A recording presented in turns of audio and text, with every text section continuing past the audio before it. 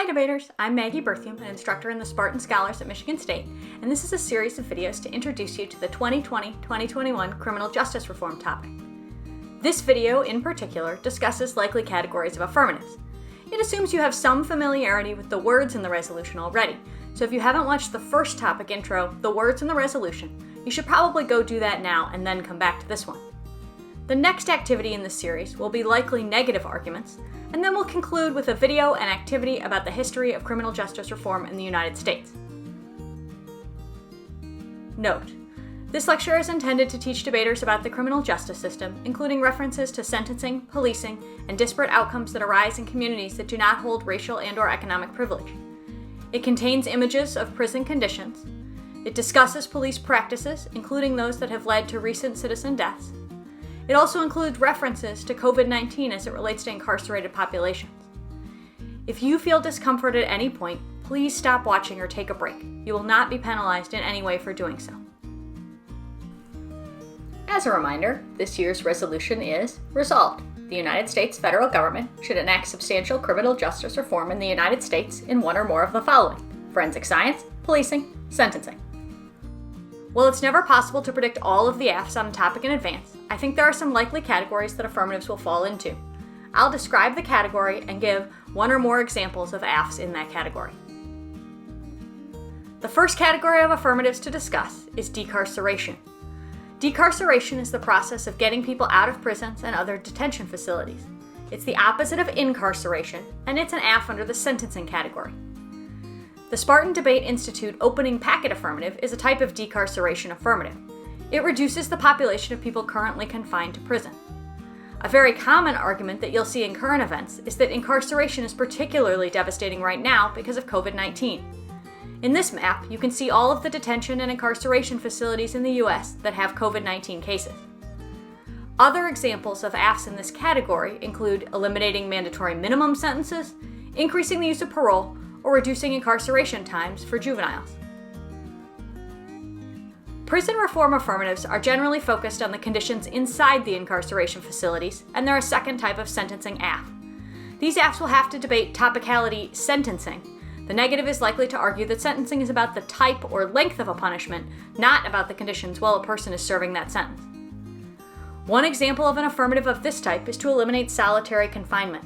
A number of criminal justice reform advocates argue that solitary confinement is particularly cruel, even in the context of incarceration, and that it causes mental health problems that increase recidivism or the likelihood that someone commits another crime after they are released.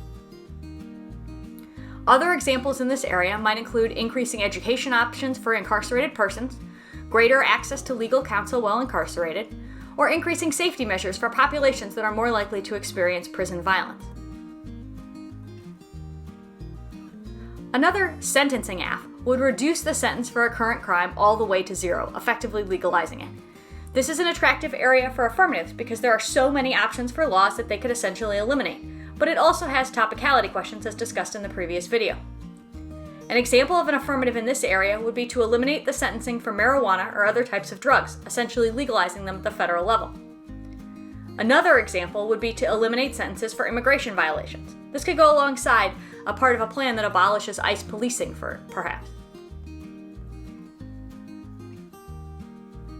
A very large category of affirmatives that is incredibly relevant at this moment is AFs that reform policing by reducing resources and responsibilities or banning particular practices. Congress is currently debating several police reform proposals, but Republican and Democratic bills differ significantly. Some examples of specific reforms that are currently being debated include eliminating so-called no-knock warrants, like the one the police used in the death of Breonna Taylor, amending or eliminating qualified immunity, which makes police officers immune to lawsuits, requiring additional training in use of force, implicit bias, or conflict de-escalation, and banning the use of chokeholds or other airway restrictions, like the one the police used against George Floyd. In addition to policing AFs that would impact mostly state and local police forces, there are also policing AFs that relate to federal law enforcement agencies. If policing means law enforcement with the ability to arrest, then the potential number of federal agencies is very, very large and includes the FBI, Customs and Border Protection, Immigration and Customs Enforcement, the DEA, as well as a number of lesser-known agencies like the U.S. Park Police or Fish and Wildlife Services. For this reason, the negative may want to define policing in a narrower fashion. Some of these agencies enforce civil laws rather than criminal law, for example. This is discussed in the previous video. Forensic science affirmatives consider the use of technology and scientific principles in the collection and analysis of evidence of a crime. Some major categories of forensic science include ballistics, or the study of projectiles like bullets, DNA sequencing and DNA evidence, hair analysis, facial recognition, and fingerprint analysis. Most of these asks relate to collection of evidence, surveillance, and privacy. Some examples of asks in this area include limiting the use of the federal DNA database and limiting law enforcement use of facial recognition software. A more comprehensive version of a police reform ask is one that abolishes police or policing altogether.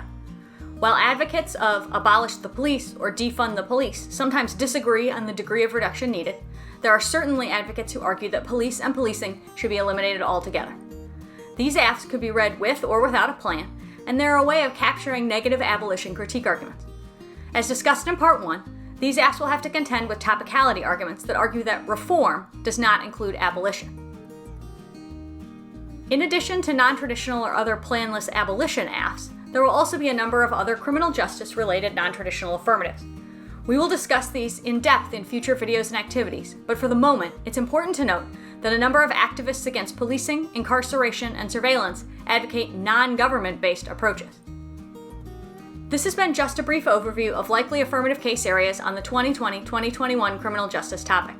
Not all asks fit into these categories, and I'm sure debaters will come up with other ideas and areas as they start to research. But I hope this helps you contextualize the topic as you start to learn about it. Good luck this season, and I hope you enjoy debating the criminal justice reform topic.